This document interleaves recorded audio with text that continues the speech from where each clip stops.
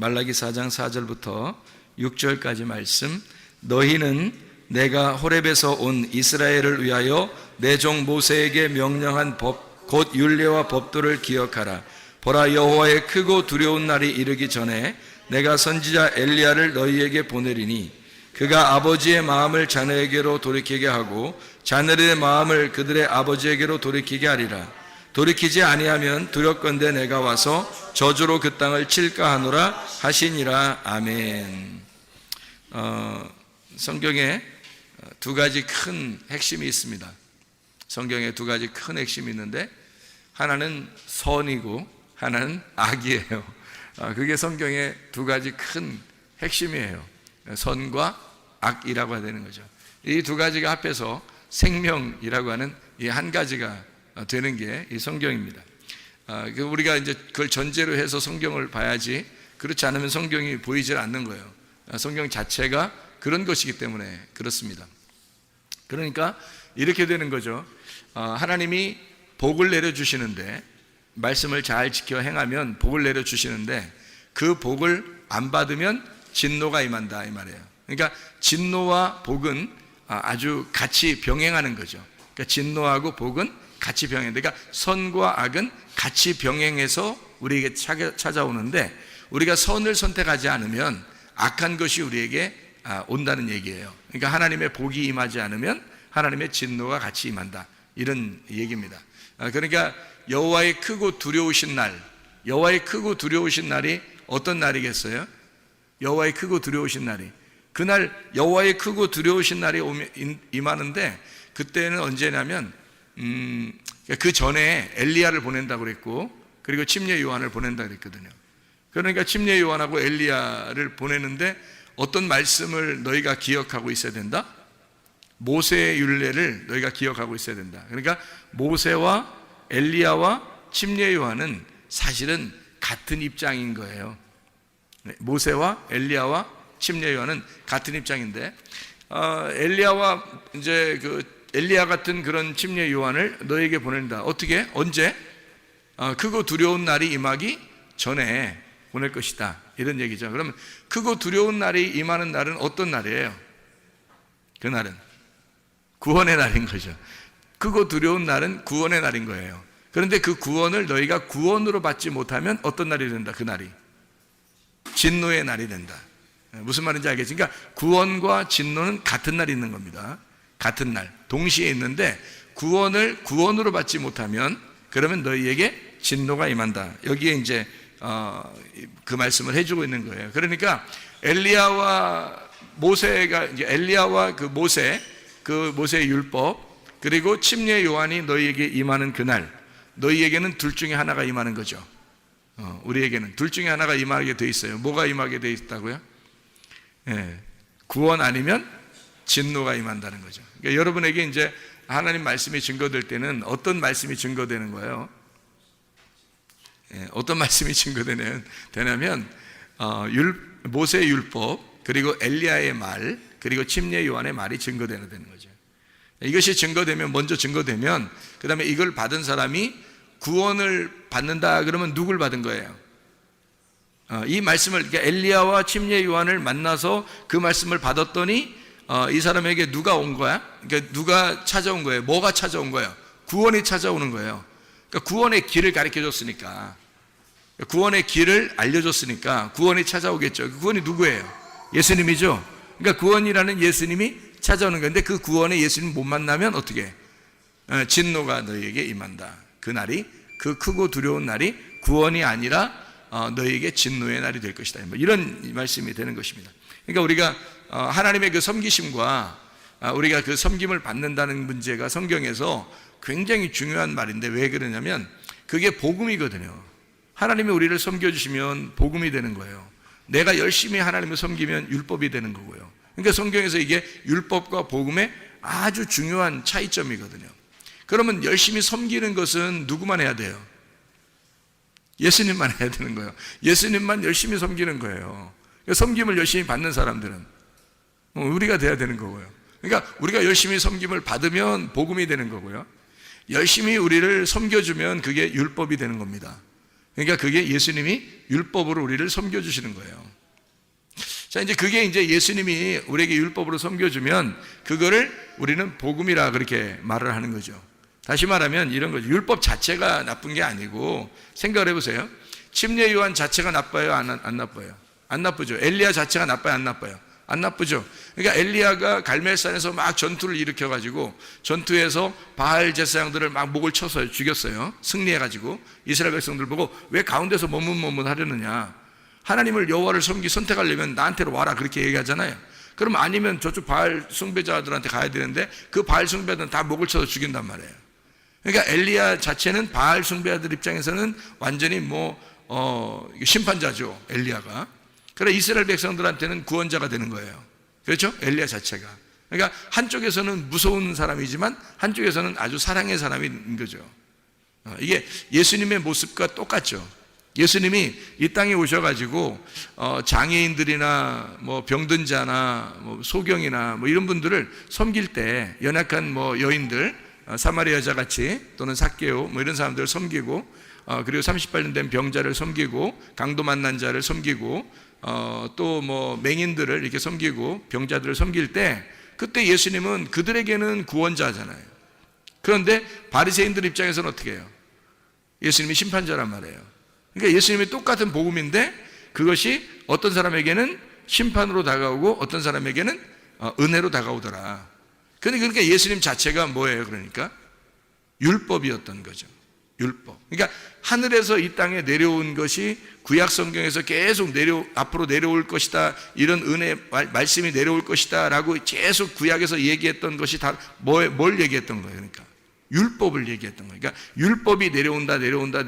그 율법이 하늘에서 내려오는 비인데 그 비가 계속 동일하게 계속 내려오는데 그 율법 안에서 누군가 오신다는 거예요. 그게 예수님인 거죠. 그 율법 안에서 율법을 완성하러 오시는 거예요, 예수님이. 그러니까 창조가 계속 있었으면 창조의 완성이 안식이죠. 7일날, 그죠? 그것처럼 예수님이 율법이 계속 구약에 있었단 말이에요. 이 율법을 마지막 안식으로 끝내는 율법의 완성이 예수님이었다는 거지. 그러니까 그건 율법으로 온 거예요.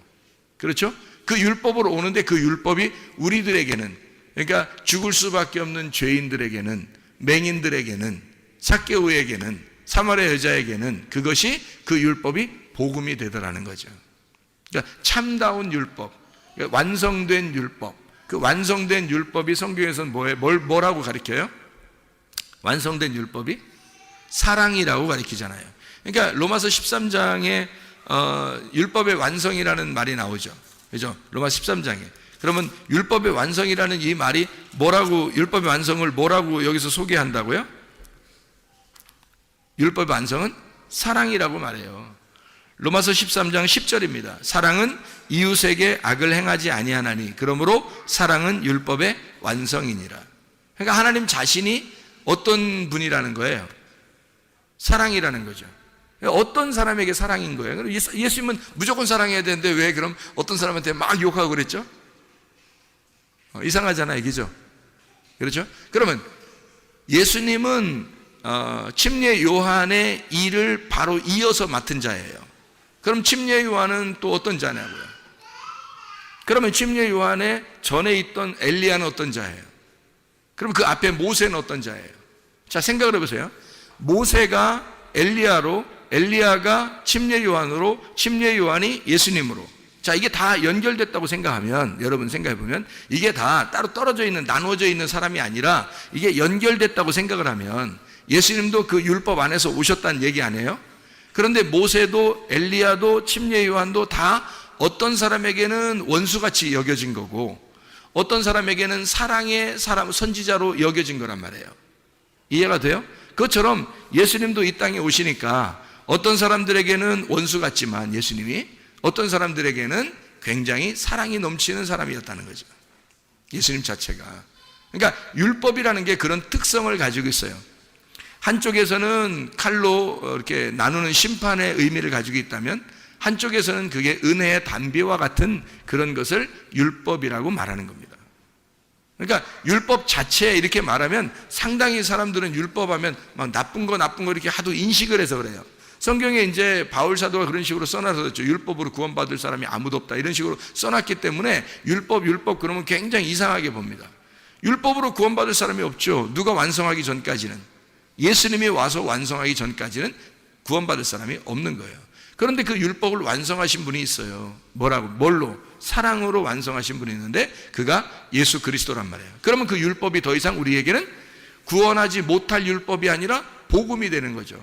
그 율법 자체가 복음이 되는 거예요. 그러니까 하나님은 처음부터 여러분에게 눈 딱 감고 야 그냥 사랑 내 사랑아 그냥 이런 식으로 안 한단 말이에요. 반드시 율법으로 다가와서 사랑하시는 거예요. 그러니까 여러분은 간혹 어떤 느낌이 드는 거냐면 하나님이 한편으로는 무섭다 이런 느낌이 들 거예요. 그게 정상입니다. 하나님이 그러나 그런 그 두려운 하나님이시지만 굉장히 사랑이 많으시고 긍휼이 많으시고 자비하시고 우리를 아주 애처롭게 보시는 하나님이시다 하는 그 말도 맞는 얘기예요. 무슨 말인지 알겠죠? 율법 안에서 오신 그 예수님, 주님이 이제 그 율법을 완성하셨다, 그 사랑으로 완성하셨다 이런 생각을 하게 되면 성경이 이게 나누어져서 보이는데 그게 원래 하나였구나 이렇게 알게 되는 거죠. 이거를 이제 우리가 잘 생각해야 성경이 이해가 돼요. 그렇지 않으면 성경 어떤 말은 여러분 옛날에 성경을 읽어보면 이런 생각이 들죠. 여기는 이해가 되는데 여기하고 맞춰보면 이해가 안 돼. 뭐 이런 것들이 꽤 있었죠. 왜냐하면 이 앞에하고 뒤에하고 안 맞게 생각을 했었으니까 그런 거예요. 똑같이 이게 다 같이 하나로 연결돼서 생각을 했어야 되는데 이쪽에서 읽을 때는 여기만 앞에만 이해가 되고 뒤에 부분 읽을 때는 뒤에만 이해가 돼. 앞에하고 뒤에하고 합쳐놓으면 이해가 안 돼. 여기선 이 말하고 여기선 이 말을 이상하다. 하나님 왜 여기선 이 말하고 여기선 이 말을 그러니까 이런 생각이 들 때가 있죠. 그죠? 하나님이 똑같은 말을 이쪽에서는 반대로 얘기하고 이쪽에서는 또 반대로 얘기하고 막 그런 게 있어요. 예를 들어서 뭐 효도하라 그러잖아요. 성경이죠. 효도하라고. 그럼 또 한쪽에서는 어떻게 부모하고 원수를 맺으라 그렇게 또 얘기하잖아요. 이런 게 이제 이 성경에서 이게 다 합쳐져야 되는 건데, 이 합쳐지지 못했을 때는 이게 나누어진 거예요. 선, 악으로 나누어진 거란 말이에요. 이게 딱 이렇게 나누어진 거죠. 선악이라고 그러면 이제 어떤 걸 선악이라고 그러냐면, 선한 거는 효도하라는 게 선한 거겠죠. 지금 예를 들어서 하나 얘기하면, 선한 거라면 효도하는 게 선한 거겠죠. 그러면 이제 원수 맺으라는 건 악한 거겠죠. 그런 거예요. 그러니까 선과 악으로 이렇게 나누어지는 건데, 그거를 두 개 합치면 이게 악한 거예요. 선, 악이에요, 그게. 근데 요거를 가운데서 완성을 하는 게 죽음이에요. 그래서 그거를 그 사이에서 죽어버리면 이게 완성이 되는 거예요. 그러니까 그 죽음의 완성이 사랑의 죽음이죠. 죽음의 사랑. 그게 이제 완성을 시키는 거예요. 이웃을 위해서 목숨을 버리는 그 사랑. 그 예수님이 하는 것이죠. 예수님이 우리의 이웃이니까. 그죠? 우리가 예수님의 이웃이고 우리의 이웃은 예수님이에요. 그러니까 예수님과 우리는 서로 이웃인데 원수가 아니고 이웃이어야 말이에요. 그래서 원수인 나를, 율법으로 원수를 맺었던 나를 율법이 오셔서 완성, 이웃을 사랑함으로 완성을 했단 말이에요. 그래서 십자가에 못 박혀 죽으셔서 이 율법이 완성이 됐어요, 이미. 그래서 결론은, 항상 성경의 결론은 다 선한 것으로 나옵니다. 성경의 결론은 무조건 다 선한 것으로 나와요. 그러니까 그런 하나님을 여러분이 인정한다면, 하나님은 우리를 선하게 섬기시고 인도하시는 하나님이구나 라는 걸 전제하고 성경을 봐야 되는 거죠. 그러니까 그렇게 하신 하나님이라고 하는 건 뭘 전제했다는 얘기예요? 선악으로 나눠졌다는 얘기예요? 생명으로 하나가 됐다는 얘기예요? 생명으로 이미 하나가 됐다는 얘기예요. 어떻게 하면 선악이 생명으로 하나가 되는 거예요? 어떻게 하면? 죽으면, 선악으로 죽으면 생명으로 하나가 되는 거예요. 그래서 우리 보고 주님을 따라오라는 거예요. 그래서 너희가 선악으로 죽으면 네가 선악의 눈으로 보지 않고, 두 눈으로 보지 않고 한 눈이 없어지면 하나의 눈으로 보게 될 것이다. 그게 생명이라는 것이다. 하나님이 그토록 우리를 사랑하시는 거다라고 하는 그런 얘기입니다. 자, 두 개가 한 개로 보인다는 얘기를 좀 이제 이해가 되겠죠. 무슨 말인가? 여기서 진노를 받는다, 복을 내린다. 구원을 주신다, 진노하신다. 구원을 구원으로 받아들이지 못하면 진노가 임하는 거다. 그게 같은 날 오는 거다. 그래서 이쪽 진노가 오는 쪽에서 볼 때도 크고 두려운 날이고요, 구원의 날이 오는 것도 크고 두려운 날입니다. 그러니까 하나님의 날은 크고 두려운 날이에요. 그런데 한쪽에서는 구원의 찬양을 하게 되고, 한쪽에서는 통곡하는 진노가 임하게 되는 것입니다. 그게 이제 누가 임하면 그렇게 된다고요? 누가 오면? 침례 요한이 오면 그런 일이 벌어진다고. 그럼 그 침례 요한이 누구의 이름으로 왔다고요? 엘리야의 이름으로 왔다고요. 엘리야처럼 왔다고. 그러니까 엘리야는 어떤 말씀으로 왔다고요? 모세의 말씀으로 왔다고. 이게 다 세트라니까. 세트 알잖아 우리. 세트 알잖아. 자, 모세, 엘리야, 침례 요한, 이게 세트라고요, 성경에. 그래서 모세, 엘리야, 침례 요한 이름 많이 나오죠, 성경에. 이게 세트니까 기억하고 있어야 되지. 그게 율법의 대표예요. 그러니까 모세, 엘리야, 침례 요한. 그래서 말라기서의 지금 4장 4절부터 6절까지 말씀은 세 사람의 이름이 나오죠. 어떤 사람의 이름이 나와요? 그러니까 엘리야의 이름으로 오는 자가 하나 있고, 그리고 모세의 율법이 먼저 나오기죠. 모세의 율법이 먼저 나오고, 그 다음에 엘리야의 마음을 가진 자가 나온다는 거예요. 그가 침례 요한이죠. 그러니까 모세, 엘리야, 침례 요한, 맞죠? 그렇게 오게 되면 그가 오면 그 길을 마련해서 누군가를 만나도록 한다는 거예요. 그 만나도록 하는 그 날이 크고 두려운 날이다, 이런 말씀이죠. 이해가 되겠죠, 무슨 말인가? 자, 우리 그러면 이제 마태복음 11장 11절 12절의 말씀을 우리 한번 보면은 거기에 뭐가 나올까요? 마태복음 11장 11절 12절의 말씀에 보면, 내가 진실로 너에게 말하노니 여자가 낳은 자 중에 침례 요한보다 큰 이가 일어남이 없도다.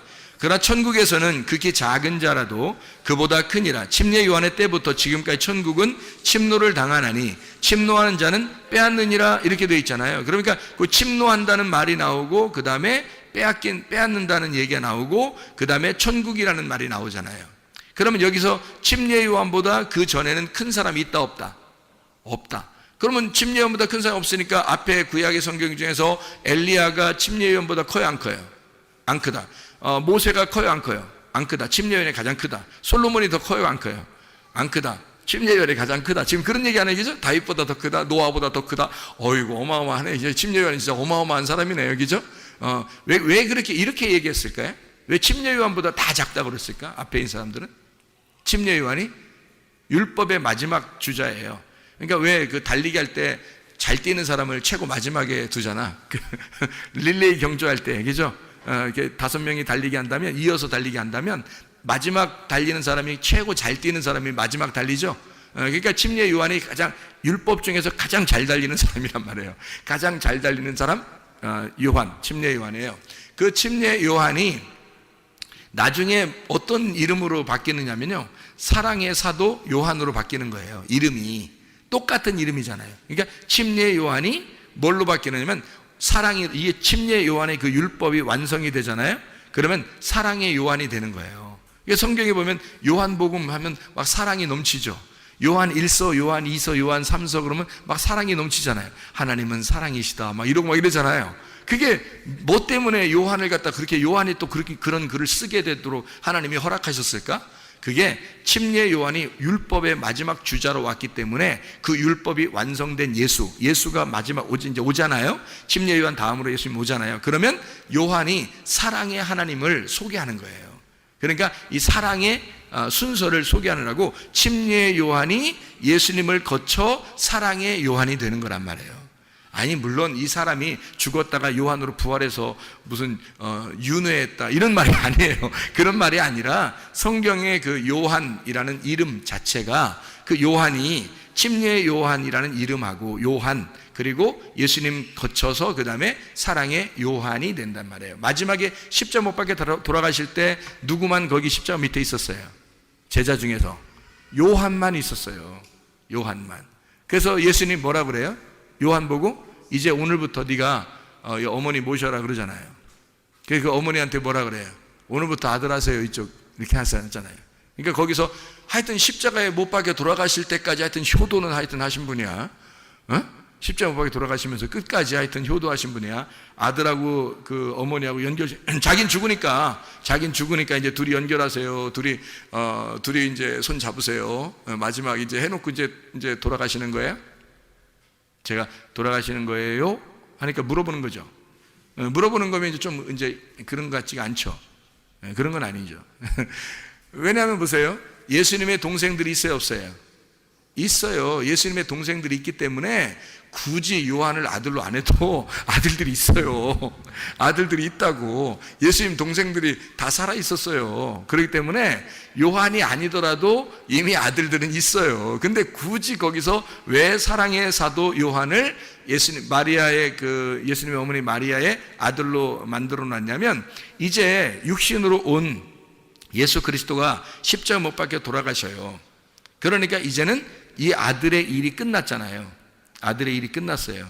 그러면 이제 여기 마리아의 아들로서 온 사람이 예수님인데, 그럼 다른 동생들도 있었잖아요. 근데 다른 동생들은 많이 성경에서 언급을 안 해요. 왜냐하면 마리아가 어떤 여자예요?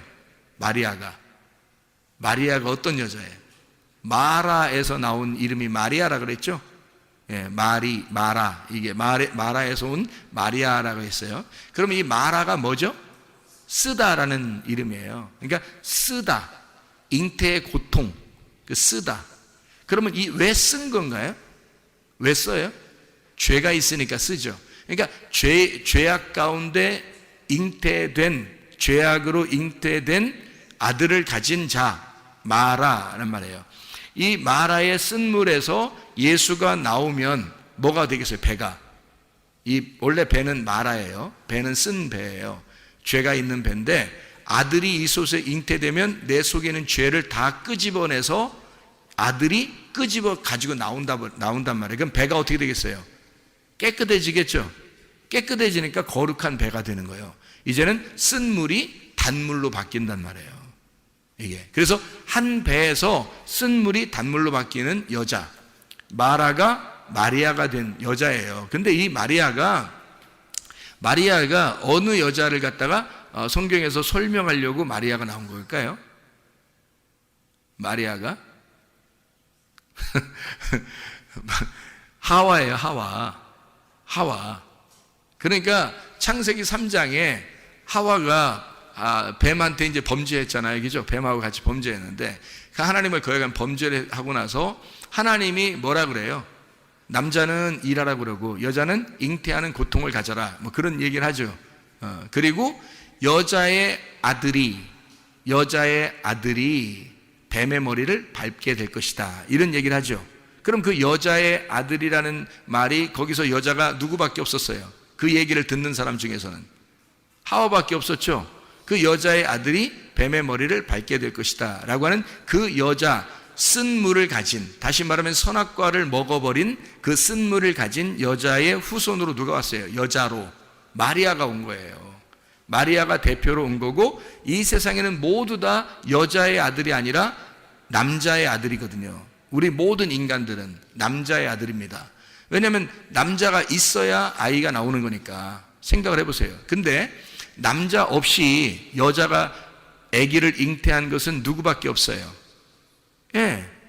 예수님밖에 없어요. 인류사에 창세기부터 요한계시록까지 예수 한 분만 남자 없이 여자가 낳았단 말이에요.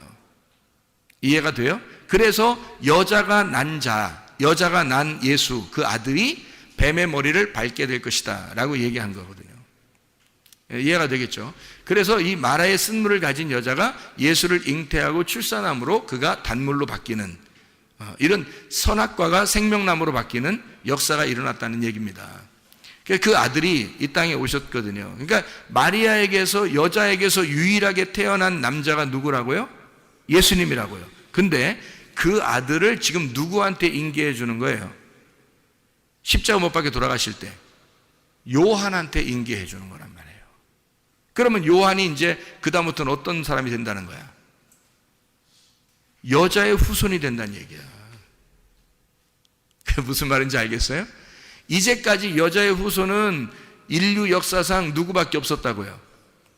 예수님밖에 없었다고. 그래서 예수님을 하나님의 아들이라 그러는 거야. 인류사의 모든 이 세상의 남자, 사람이라는 남자의 아들들인데 모두 다 그의 후손이 돼야 되는데, 인류사에 여자의 후손은 예수님 한 분밖에 없었어요. 맞죠? 그런데 그 여자의 후손으로 이제 내가 십자가에 못 박혀 죽으니 완성되었다. 그러니까 이제 너는 지금 오늘부터 여자의 후손이다, 이 말이에요. 네가 이제 여자의 후손이다. 그 말은 뭐를 선포하는 거예요? 내가 죽으니까 너는 하나님의 아들이 된다는 얘기야. 요한복음. 놀라운 얘기죠. 우리가 하나님의 아들이 된다? 불가능한 얘기인데 예수님 때문에 가능한 거죠. 예수님이 십자가 못 박혀 돌아가셔서 우리를, 네가 이제는 여자의 후손이 되는 거야. 그러면 예수님이 된다는 얘기예요. 사랑의 요한이 이제는 마리아의 아들이 됐다는 얘기야. 그냥 단순히 여러분은 효도하려고 거기서 십자가에서 얘기했는가 보다, 그렇게 생각하는 사람도 있더라니까. 하긴 뭐 그렇게 생각은 자유니까 그렇게 생각한다고 한들 뭐 그거 가지고 또 뭐 아이고 그렇게 했대, 뭐 아이고 뭐 그 생각을 그 정도밖에 못해, 뭐 그렇게 하면 안 되고요. 그 정도 많이 하신 거죠, 생각을. 그렇지만 그런 말이 아니잖아요. 여러분이 생각을 가만히 지금 들어보시라고. 그 말이 무슨 말인가, 이게 무슨 말인지를 들어보시라고. 성경을 전체적으로 봐야죠. 마리아가 왜 왔는지, 그가 왜 마라의 이름에서 왔는지, 왜 그가 하와의 약속, 하나님과 하와의 약속에서 올 수밖에 없었던 여자의 후손을 잉태한 자였는지를 우리가 보게 되면 성경이 일괄성 있게 똑같은 얘기를 하나를 하고 있는데, 그게 바로 뭐냐면 여자의 후손인 하나님의 아들을 소개하고 있다는 얘기예요. 그거를 십자가에서 예수님이 요한이라는 자를 자기의 어머니와 연결시킴으로써 네가 오늘부터 여자의 후손이 된다라는 얘기를 해주고 싶었던 거죠. 그래야 말이 일치가 되고 맞는 얘기지, 이 인간적인 효도 얘기를 하는 거겠어요? 하긴 뭐 효도하셔야지. 그렇지만 성경을 좀 더 영적으로 좀 생각을 해보자는 말이에요. 좀 더 깊이 진리의 말씀을 영적으로 좀 생각할 수 있어야 되지 않겠습니까? 깊이 있게. 그죠? 우물물을 자꾸 이렇게 퍼내서 깊이 있는 그 우물의 깊은 물을 마셔야 더 시원하고 그게 더 생수죠. 그렇죠? 자, 어쨌든 얘 여자의 후손으로 온 게 사랑의 사도 요한이에요. 그러니까 침례 요한이 사랑의 사도 요한으로, 그래서 하나님의 율법이 하나님의 사랑으로 완성이 되었다. 이러면 하나님의 여자의 후손인 하나님의 아들이 된다. 무슨 말인지 알겠죠? 자, 그래서 사랑이 완성이라는 말이 그냥 단순히 뭐 사랑하면 완성된다 그런 말 아니에요. 율법이라는 그 자체를 완성할 때, 다시 말하면 예수의 죽음을 전제로 할 때 십자가 사건이 율법의 완성이다. 이런 얘기를 우리에게 해주고 있는 말씀들입니다. 자, 우리 이제 성경 한 보고 마치도록 하겠습니다. 마태복음 11장의 11절 12절에 침례 요한이 침노하는 그 이후부터는 침노하는 자라는 거예요. 그러면 예수님 때부터는 어린아이라 할지라도 침례 요한보다 크다는 거죠. 침례 요한이 구약에서 가장 큰 자였는데, 왜 가장 큰 자냐면 이 사람이 예수님의 얼굴을 직접 본 사람이에요. 그 전에는 다 이렇게 그 그림자로 봤다고요. 왜냐면 직접 나오지 않았으니까. 근데 직접 나와서 그와 함께 살고 동시대에 그 예수를 동일하게 엘리야와 같은 선지자였지만, 모세와 같은 율법을 가진 자였지만, 침례 요한만 유일하게 예수님의 얼굴을 직접 만나고 본 사람이란 말이에요. 그러니까 이 세상에 뭐 앞에가 훌륭한 선지자들이 얼마나 많아요. 사실 율법 그러면 모세고요, 선지자 그러면 엘리야거든요. 근데 그거를 뛰어넘은 자가 침례 요한이라고 한 것은 왜 그러냐면 직접 복음의 하늘의 아들을 직접 본 거예요, 이 침례 요한이. 그러면 이제 직접 본 하나님의 아들 이후부터는 어떻게 되는 거예요?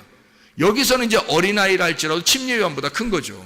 왜냐하면 앞에 침례 요한까지는 율법이었고, 그 예수님 안에서는 침례 요한보다 더 큰 자가 예수님이니까, 예수님이 침례 요한보다 더 큰 자니까 그 예수님 안에서는 어린아이도 침례 요한보다는 크다는 얘기죠. 그러니까 누가 침노하느냐는 거예요. 예수님이 침례 요한 때까지 이제 이 때부터 지금 천국이 올 때까지 계속 침례 요한까지는 율법의 시대였는데, 그때부터 천국은 침노를 받는데요. 침례 요한 때부터 천국이 침노를 받는데, 그럼 그 침노한다는 말이 어떤 의미라고요? 침노가 비아조라는 단어입니다. 강제로 들어가다라는 말이고, 이게 비아, 폭력이라는 단어입니다. 비오스, 생명이라는 말이고요. 침노하는 자가 빼앗는다 할 때 그 침노하는 자가 비아스테스라는 단어고, 이게 난폭한 사람, 폭력자를 말합니다. 폭력자만이 그걸 빼앗게 된다는 거예요. 이게 비아조에서 나온 단어고요, 강제로 들어간다는 말입니다. 그러니까 침노에 들어간다는 걸 의미하는 거예요. 구원은 그러니까 그냥 단순하게 은혜로 받지만, 그 구원을 받은 것을 이 하나님의 말씀을 깨닫고 완성을 하려면요, 이게 계속 침노에 들어가야 되는 거예요. 침노에 들어가는 거예요. 그러니까 이 침례 요한 때부터 예수님까지 계속 폭력을 당한다는 거예요, 이게. 그러면 왜 폭력을 당한다는 단어를 썼을까? 이렇게 폭력을 당한다는 단어를 왜 여기다가 썼을까 하는 얘기예요. 그게 율법이었기 때문입니다. 율법이었기 때문에. 그게 폭력이라는 거예요. 그러니까 율법이라고 하는 건 어떻게, 뭐라고 했어요? 율법은 폭력과 사랑이 같이 온다 그랬죠, 그죠? 그러니까 진노와 구원이 같이 온다 그래요. 그게 율법이라고요. 근데 이 예수님은 이 율법의 어느 부분을 맡았어요? 은혜의 부분을 맡은 거예요. 예수님이 율법이 이렇게 하나인데, 율법이 구원과 진노가 같이 오고, 율법의 은혜와 이 징계가 같이 오는데, 그 중에 은혜의 부분을, 복음의 부분을 누가 맡았냐면 예수님이 맡은 거예요. 그러면 그 전에 있는 사람들은 다 징계를 맡아야 되는 거거든요. 그 할당된 분야가 그런 거예요. 할당된 분야가 그런 거지, 그 사람들이 뭐 나쁘다 이런 의미가 아니란 말이에요. 할당된 분야가, 모세, 엘리야, 침례 요한에 맡은 분야가 뭐냐면 침노하는 겁니다. 그러니까 폭력하는 자가 누가 돼야 되느냐면, 침례 요한 때부터 예수님 천국이 올 때까지가 계속 침노를 당하는, 폭행을 당하는 거니까 잘 생각해 봐요. 폭행하는 자가 있을 거 아닙니까? 난폭하게 폭행하는 자가 있을 거 아니에요. 그게 뭐겠냐고요. 침례 요한 때부터 천국이 올 때까지 계속 폭행을 당한다는 거예요. 그러면 이 폭행하는 자가 누군가 있어야 되잖아요. 그게 누구냐고요? 침례 요한이란 말이에요. 침례 요한 때부터 천국이 올 때까지니까 침례 요한 때부터 계속 폭행이 일어나요. 그리고 예수님 오신다면 천국이 온단 말이에요. 그러면 그 사이에 그 폭력을 행사하는 자가 침례 요한이죠. 그러면 또 이제 이걸 우리가 잘 생각해 봐야 돼요. 왜 이걸 생각해 봐야 되냐면, 여러분 그 누가복음 10장 30절에 보면 강도 만난 자가 나오는데, 강도 만난 자가 어떻게 됐죠? 때려 맞아가지고 어떻게 됐어요? 거의 반 죽었다는 얘기예요? 아니면 반 딱 잘라서 죽었다는 얘기예요? 반 딱 잘라서 죽었다는 얘기예요. 헤미다네스라는 단어인데요, 이게 헤미다네스가 헤미라고 하는 절반이라는 단어하고요, 드네스코 죽는다라는 말의 합성어예요. 그래서 반이 딱 절반이 죽었다는 얘기입니다. 그러니까 반이 잘라졌다는 얘기예요. 반을 딱 자르는 게 누가 하는 거냐면 선악과가 하는 겁니다. 선악과가. 그러면 이 사람이, 이 강도 만난 자가 만난 그 강도는 뭔 거예요? 그러니까 선악과인 거예요. 그러니까 선악과를 담당하는 율법이 만난 거예요. 그러니까 선악과를 담당하는 율법이 이 강도 만난 자를 만난 거예요. 그게 강도였던 거야. 그러니까 그 강도를 담당하는 사람들이 있었어요, 성경 구약에. 그 사람들이 제사장들하고 레위인들이야. 그래서 그 사람들은 지나가는 거예요. 왜? 잘 만난 거거든. 강도를 잘 만났잖아요. 그 제대로 만났다, 너 강도를. 이렇게 해서 지나가는 거예요. 자기들이. 그러니까 우리가 이제 그냥 보면은, 아우, 이 사람들 진짜 인간적으로 사랑도 없어, 뭐 이 사람들 인간도 아니야, 뭐 야, 우리는 그렇게 살지 말자, 뭐 이러면서 얘기를 해요.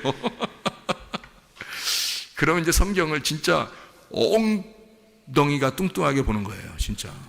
그게 진짜 성경을 그러니까 전혀 다른 눈으로 보는 거예요. 성경이 하나님의 눈으로 보질 않고 그냥 진짜 자기 눈으로 보는 거예요. 야, 우리 착하게 살자. 이러면 안 되겠다. 야, 이제, 야, 사람이 인간이 진짜 그럴 수 있냐? 뭐, 누가 옆에서 그렇게 막, 이렇게, 강도 만나가지고 이렇게 힘들어 하는데, 그냥 지나쳐. 우리 레위나 제사장들, 그 사람들 외식하는 사람들이니까 그런 식으로 살지 말고 사랑을 해줘야 돼. 뭐 이렇게 얘기하는데요. 제사장과 레위인이 지나간 이유를 제가 가만히 여기서 생각을 해봤어요. 우물을 파고 또 파고 또 파서 깊이 생각을 해봤어요. 그 깊은 우물을 이렇게 들여다보니까 제사장과 레위인이 그 사람을 지나칠 수밖에 없었던 이유는 그가 제대로 강도를 만났기 때문입니다. 제대로 강도를 만났기 때문에 딱 반이 잘라진 거예요.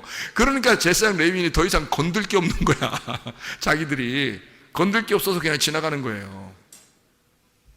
반 잘라지는 역할을 제사장 레위인, 그 율법이 해야 되는 거거든요. 그 율법이 담당하는 거예요. 그게 선악과가 담당을 해야 되는 거거든요. 제대로 감당을 했어요. 제대로 담당해서 제대로 잘라놓고 가는 거야. 그러니까 누구만 오면 돼요? 선한 사마리아인만 오면 되는 거예요. 선한 사마리아는 왜 온 거예요? 자기가 반쪽이니까.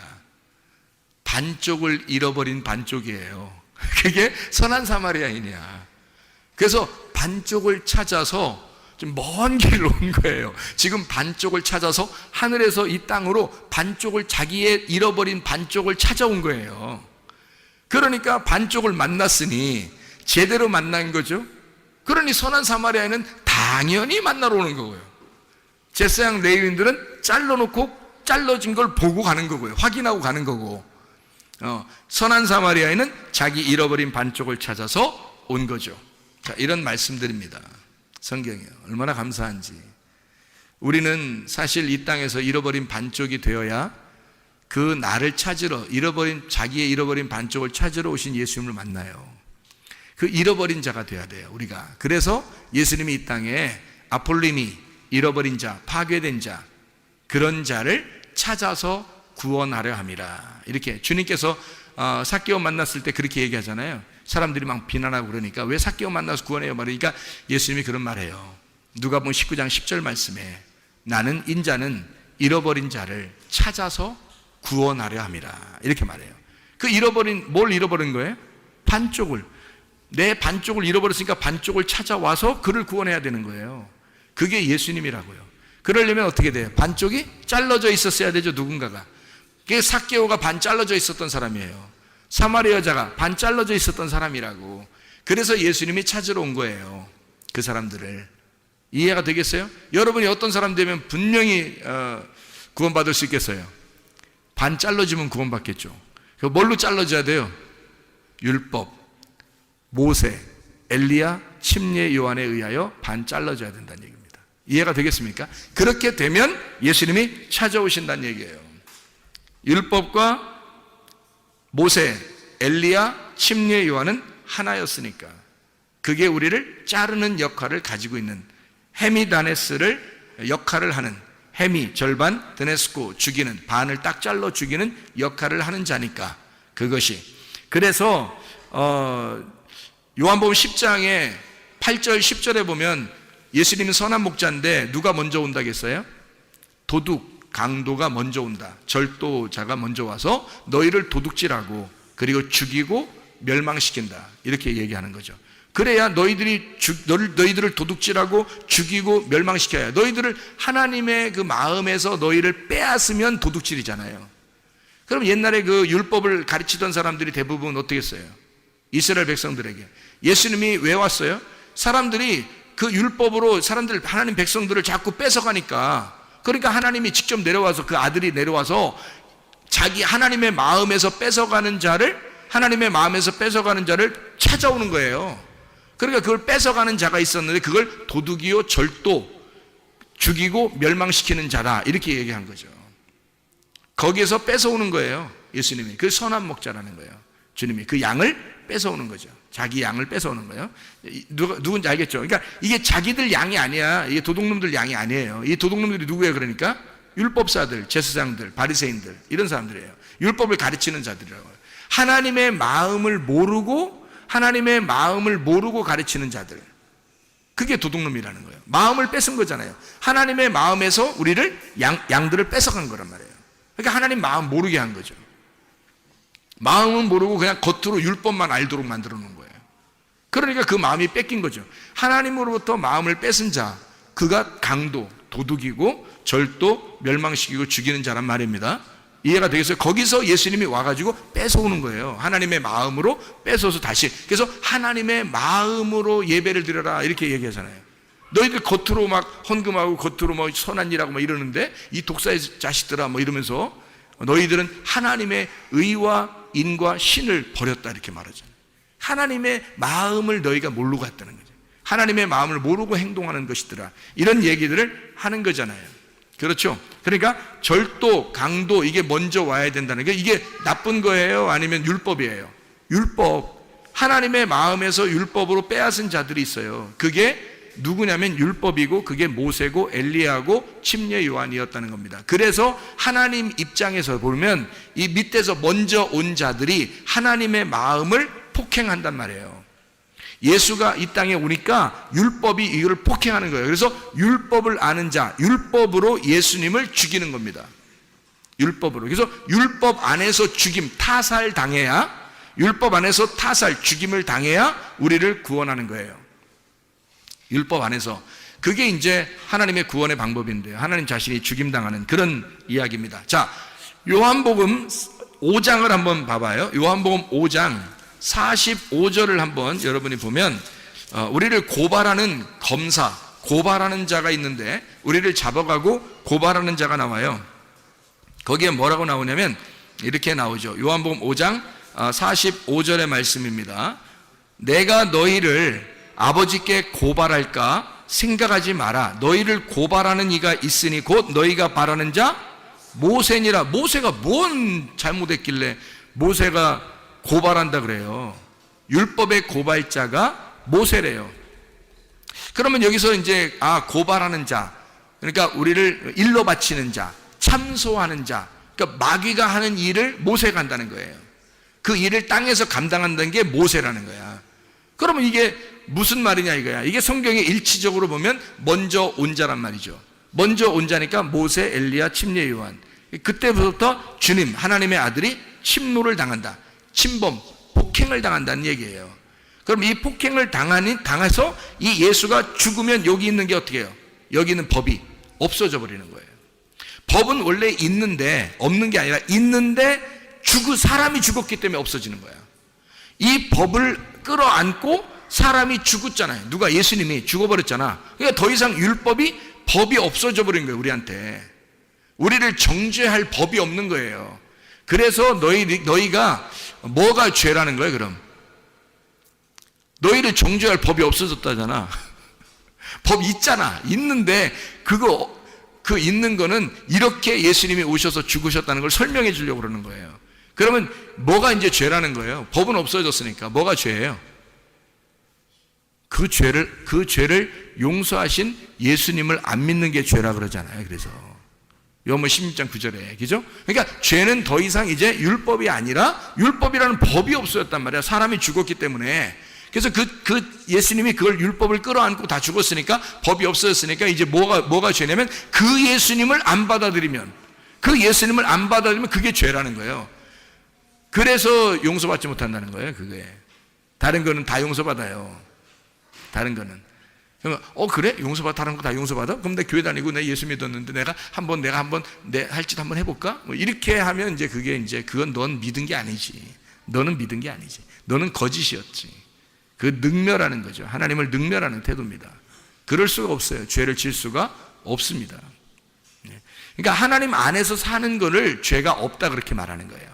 하나님과 한 마음이 돼서 사는 거를 죄가 없다 그렇게 얘기하는 거란 말이에요. 그러니까 고발자가 누군지 아셨죠? 이제 침노하는 자가 누군지 아셨죠? 그게 먼저 와야 천국이 침노를 당하고 천국이 폭행을 당해야 그 다음에 자기가 죽임을 당하죠. 타살당하고 죽임을 당해야 이 법이 끝나잖아요. 율법을 끌어안고 죽었으니까. 그래서 법이 끝나버리는 거란 말이에요, 우리한테는. 그래서 예수가 우리에게 복음이 되는 거예요. 예수님을 받아들인 사람에게는 복음이 되는 거고, 안 받아들인 사람은 여전히 율법이 존재하고 있으니까 모세, 엘리야, 침례 요한이 계속 너를 고발할 거란 말이에요. 이해가 되겠죠? 계속 우리를 모세, 엘리야, 침례 요한이 와서 너희를 고발하는 거예요. 그러면 이제 그가 고발자니까, 마귀가 참소하는 자잖아요. 참소하는 자처럼 너희를 율법이 와서 너를 계속해서 고발할 것이다 그 말이에요. 왜요? 왜 고발해요? 왜 고발해요? 우리를 하나님이 사랑하시니까 고발하는 거예요. 왜 그런지 알아요? 자, 모세하고 율법, 엘리야하고 침례 요한 왜 왔는지를 우리가 알아야죠. 그분들이 왜 우리 앞에 와야 하는지. 목사가 왜 여러분 앞에서 여러분에게 진정으로 죄를 깨닫게 하는지 그걸 알아야죠. 예수님 만나게 하기 위해서입니다. 예수님 만나게 하기 위해서. 그러니까 모세나 엘리야나 침례 요한이 다 같이 어떤 사람들이냐면요, 이 사람들이 하나님의 계시의 말씀을 깨달은 주님의 종입니다. 이 사람들이요. 그러면 이 시대에도 어떻게 돼야 돼요? 진짜 예수를 만나게 하려면 도둑이 먼저 와야 되는데, 그 도둑이 누구라겠어요? 우리들이라고 했죠. 나라겠다, 지도자라겠단 말이에요. 그러면 모세, 엘리야, 침례 요한 그리고 율법, 그 율법을 가진 주의 종들이 예수를 만나게 하는 율법, 그러니까 예수를 만나게 하는 그 도둑, 강도, 절도가 돼야 된단 말이에요.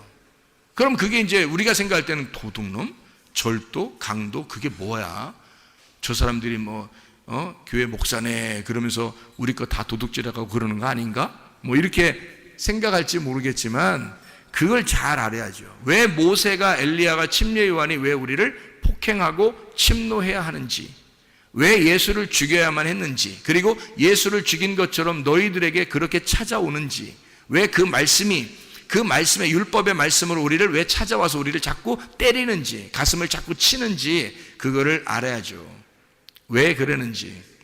하나님의 계시를 맡은 그 깨달은 종이 돼야지만이 그 일을 감당해야 되는 거고요. 그걸 모르는 종이 그냥 사람들 설교한다고 그냥 잘한다 이러고 그냥 사람들 귀에 듣기 좋은 말 하고 설교 잘한다 그러고 이렇게 하는 거는 아니란 말이에요. 아무나 이렇게 먼저 온 자가 있어야 예수를 만나는 거니까, 먼저 온 자가 아무나 그냥 만나면 여러분이 예수님 만날 것이냐? 아니에요. 침례 요한 같은 사람 만나야 예수님 만나는 거예요.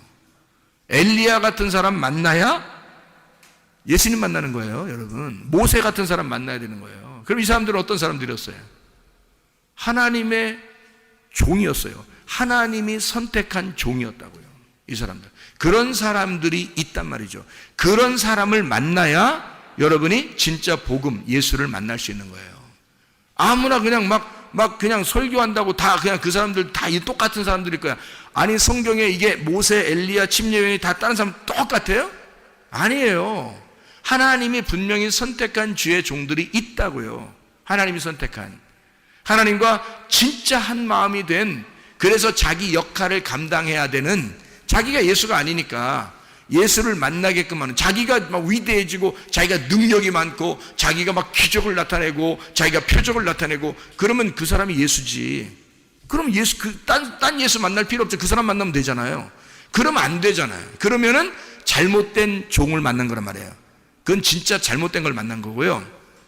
진짜 하나님의 종을 만난다는 얘기는 이 사람이 비록 좀 다소 부족해 보여도 예수의 진리, 예수라고 하는 그 진리를 정확하게 소개해 줄 수 있는 사람이 돼야 되는 거죠. 그 길을, 광야에 외치는 자의 소리가 돼야 되는 거예요. 그 광야에 외치는 자의 그 임금을 만나게 하려고, 자기가 모시는 그 임금을 만나게 하려고 최선을 다해서 그 소리치는 자, 그거예요. 그러니까 그게 모세고 그게 엘리야고 그게 침례 요한이었던 거란 말이에요. 그러니까 우리가 그들이 뭐라고요? 그러니까 누가복음 10장에서는 강도라고요. 딱 반 잘라서 죽이는 자. 여러분이 그렇게 반 잘라서 죽여줘야, 죽고 있어야 예수님이 와가지고 잃어버린 반쪽을 찾아온다 그랬잖아요. 그래, 여러분을 반쪽을 잘라주는 자가 필요한 거지. 여러분을 반쪽을 잘라주는 자가 그게 모세요, 그게 엘리야요, 그게 침례 요한이라는 얘기죠. 이해가 되겠습니까?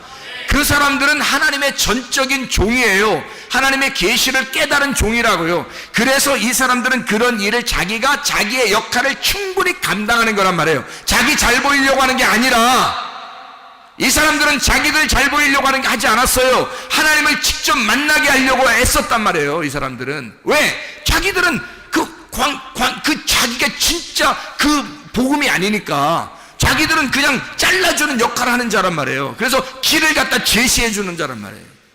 이 사람들이. 그러니까 도둑이라, 강도다, 먼저 온 목자다라고 하는 것은 하나님의 말씀의 길을 제시하는 자란 말이에요. 그게 모세, 엘리야, 침례 요한, 진리의 예수를 만나도록 길을 마련해 주는 자, 그걸 강도라고 그런다고. 우리가 생각하는 강도하고 전혀 반대란 말입니다. 이게 성경에서 말하면, 그래야 성경이 일치가 되죠. 한쪽만 보면 강도, 그럼 무조건 마귀 끝, 이렇게 하면 안 된단 말이에요. 이게 성경이. 그러면 먼저 온 자, 나중 온 자, 이게 안 맞는다고요. 그렇게 그냥 막 무조건 아무렇게나 얘기해버리면, 성경이 일치가 돼야 되고 성경이 하나로 통일되어 있는 하나님의 말씀입니다. 이건 하나님께서 이미 계획에 의하여, 하나님의 전적인 계획에 의하여 순서대로 쓴 책이에요. 이게 성경이. 그걸 깨달아야 되죠. 세상의 어둠의 음녀 입장에서 생각해 보세요. 음녀가 여리고로 내려가고 있어요. 강도 만난 자죠. 여리고로 내려가고 있어요. 그러면 누가 와야 돼요? 강도가 와야 돼요. 와가지고 여리고 내려가는 걸 갖다 잘라버려야 되는 거지. 그냥 반 죽여버려야 되는 거지. 그럼 그 반 죽는 강도 만난 자를 어떻게? 감사합니다, 감사합니다, 그래야 되는 거죠. 왜냐면 반 잘라줬으니까. 여리고로 내려가니까 잘라버리더라 나를. 이거잖아. 그러면 이게 감사한 거야, 아니면은 막 황당한 거야? 감사한 거죠. 모세, 엘리야, 침례 요한을 만나야 된다고요. 그 강도를 만나야 된다고. 음녀 입장에서는 여리고의 길을 끊어주는 자, 여리고로 내려가는 그 길을 끊어주는 자란 말이에요. 이게 막 마음을 찢어놓는 자죠. 잘라놓는 자죠. 세상 길 가지 말라고. 그러는 자가 모세, 엘리야, 침례 요한이란 말입니다. 다시 예루살렘으로 길을 돌이키라고, 예루살렘으로 네가 오던 길로 다시 돌이키라고, 그렇게 잘라주는 자란 말이에요. 제 갈 길 가는 어둠의 양이 있어요. 양들은 다 어떻게 간다고 그래요? 자기 갈 길 가요. 자기 갈 길을. 목자가 없으면, 그러니까 자기 제 갈 길을 막 가는 거예요. 목자가 없으면. 그게 양이에요. 제 갈 길 가는 그 양의 길을 끊어주는 자예요. 그냥 갑자기 그 앞에 길을 확 무너뜨려가지고 막 낭떠러지로 만들어버리는 거예요. 그래서 양이 그냥 꼼짝 못하게 만들어 놓는 거예요. 그러면 양 입장에서는 감사한 일이지, 그게. 그렇잖아요? 자기의 길을 끊어줬으니까. 그러니까 끊어주고 자기를 막 폭삭 망하게 하니까 어떤 분이에요? 그러니까 이게 강도라고 성경에 표현한 거지. 이해가 되겠어요? 그런데 그 강도는 어떤 강도야? 우리한테는 진짜 필요한 강도, 꼭 와야 할 강도. 강도여 옷이 없어서 뭐 이렇게 해야 된다니까? 그 그 강도에 옷이 없어. 왜? 먼저 그 강도가 오셨어야 되는 거예요. 오셔야 돼, 자기한테. 그 강도가 오셔야 두 번째 선한 목자 되신 예수님이 오는 거거든요.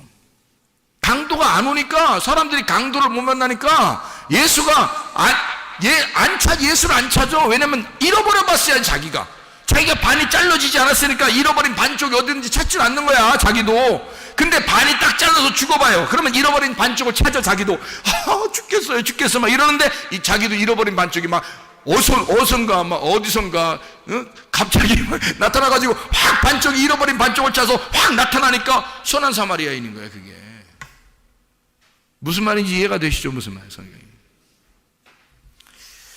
자기의 갈 길 가는 어린 양의 길을 끊어주는 자, 그게 강도라고요. 그게 모세, 엘리야, 침례 요한.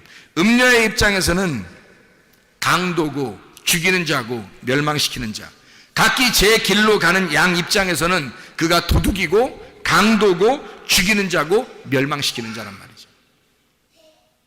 그렇지만 그것이 반드시 필요하다, 우리에게. 그걸 먼저 만나야, 그 침노하는 자, 폭행자를 먼저 만나야, 예수를 죽였던 그 폭행자가 누구인지를 정확하게 먼저 만나야 예수를 만날 수 있다는 거죠. 그를 먼저 못 만나면 예수 못 만나죠. 그 폭행자가 누구인지를 먼저 알아야죠. 그 율법 안에서. 침례 요한, 맹인을 만드는 자, 죽이는 자, 문을 완전히 닫아놓는 자, 휘장을 완전히 쳐서 안 보이게 만드는 자, 우리를 깜깜하게, 진짜 답답하게, 진짜 아무것도 앞에 길이 안 보이게 만드는 자, 그게 모세, 엘리야, 침례 요한이에요. 그럴 때 여러분은 죽겠어요, 하나님. 하나도 안 보여요. 내가 맹인인가 봐요. 하나도 안 보여요. 답답하죠? 그래야 예수님 찾는 거예요. 그래야 그 사마리아 여자처럼 애절하게 그 생수의 물을 기다리는 거예요. 그래야 삭개오처럼 막 달려와서 뽕나무 위에라도 올라가서 얼굴이라도 쳐다보고 싶은 거예요. 맹인이 되어야, 소경이 되어야, 죽이는 자가 죽어가는 자가 되어야, 멸망당하는 자가 되어야, 문이 꽉 막혀서 아주 앞뒤 꽉 막혀 힘들어 죽겠는 사람이 되어야. 홍해바다와 요단강이 우리 앞에 있습니다. 이것을 홍해바다를 이렇게 앞에 놓고요, 요단강을 이렇게 딱 앞에 막아놓은 것은 이유가 있어요. 이것을 열어주기 위해서입니다. 홍해바다를 앞에 놓고 요단강을 이렇게 앞에 놓으면 딱 덮여 있잖아요. 그럼 이렇게 덮여서 이렇게 막아놓은 것을 뭐라 그래요? 막아놓은 거를 문 닫혔다는 얘기예요. 그게 율법이야. 그게 강도고, 우리를 저쪽으로 못 건너가게 막아놓은 거란 말이에요. 이 막는 자, 우리를 막아서 뒤에는 애굽 군대가 쫓아오죠. 앞에는 홍해바다가 있죠. 딱 우리를 막혀서 우리가 도저히 앞에 나갈 수 없을 때 하나님 어떡합니까? 라고 호소할 수 있잖아요. 그 하나님께 호소하니까 하나님이 구원자를 보내주셔요. 그 구원자가 모세의 지팡이야. 이것을 앞에 내밀어라 이거지. 그러면 이것이 갈라지게 될 것이다. 갈라진 것이 휘장이 찢어지는 거잖아. 문이 열리는 거잖아. 이해가 돼요? 눈 덮였던 소경이 눈이 열리는 거잖아. 이해가 되죠? 죽었던 우리들의 마음이 부활되는 거잖아. 열려지는 거잖아요. 거기를 통과해 지나가라고. 그거를 침노에 폭행해서 찢어내고 나가라고. 그래서 내 마음이 닫혀져 있는 것을 누군가가 나를 찢어놓고 그 사이로 주님을 발견하고 주님을 보도록 만드는 거예요. 그게 우리를 침노하는 자. 천국은 계속해서 침노를 당한다. 계속해서 폭행을 당하고 있다. 그런 자가 모세요, 엘리야요, 침례 요한이었더라. 그를 통해서 우리가 예수라는 진짜 복음을 만나게 하신다. 여러분과 저에게는 이 앞에 깜깜하게 아직도 어두컴컴하고 아직도 답답하고 도저히 앞에 길이 보이지 않는 사람들이 있을 수도 있어요. 근데 그래야 주님 만납니다. 그래야 간절해지거든요. 그렇지 않으면 간절하지 않죠. 자기가 눈 떴다고 그러는데 누가 간절합니까? 자기가 눈 떴다는데. 근데 그렇게 하면 자기가 눈 뜬 거예요. 자기가 눈 뜬 거. 그럼 하늘에 눈은 뜬 거 아니고 땅에서 눈이 떠진 거죠. 그거 아닌 거죠. 그런 사람은 빨리 소경이 돼야 되는 거죠. 그 소경을 만드는 자가 강도란 말이에요. 눈을 팍 쳐가지고 눈 안 보이게 만드는 거죠. 그러면 이제 어떻게 안 보여 하나님 어떻게 해? 그러면 하나님이 와서 구원자가 와가지고 열어주는 거지. 이걸 부활시키는 거야. 눈이 부활되는 거야. 이게 주님이 우리를 구원하시는 목적.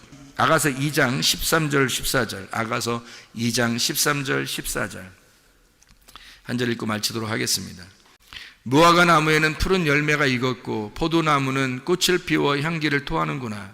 나의 사랑 나의 어여쁜 자야, 일어나서 함께 가자. 바위 틈 낭떠러지 은밀한 곳에 있는 나의 비둘기야, 내가 네 얼굴을 보게 하라. 네 소리를 듣게 하라. 네 소리는 부드럽고 네 얼굴은 아름답구나. 주님이 우리를 구원하신 목적은 우리와 함께 가자는 겁니다. 같이 하자. 내가 너와 함께 같이 가고 싶다. 나와 같이 살자. 나와 함께 동행하자. 나의 사랑하는 어여쁜 비둘기야, 나랑 같이 살자. 그게 하나님의 구원하시는 목적입니다. 우리의 인생 여정이 죽을 때까지 아무리 길다 할지라도 주님과 동행하면 행복할 것입니다.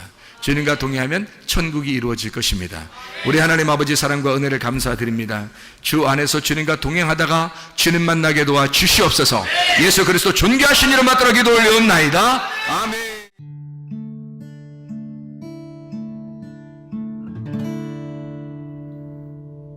내 속에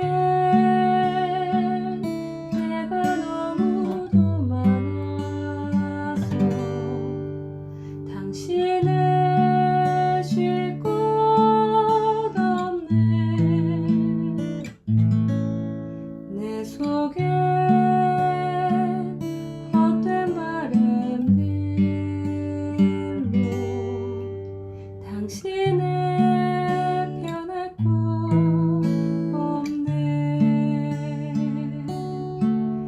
내 속에 내가 어쩔 수 없는 어둠, 당신의 쉴 자리를 뺏고 내 속에 내가 이길 수 없는 슬픔, 무성한 가시나무 숲 바람만 불면 그 메마른 가지 서로 부대끼며 울어대고 쉴 곳을 찾아 지쳐 나가온 어린 새 들고 가시에 지며 날아가고 바람만 불면 외롭고 또 괴로워 슬픈 노래를 부르던 날이 많았는데 내 속에 내가 너무도 많아서 당신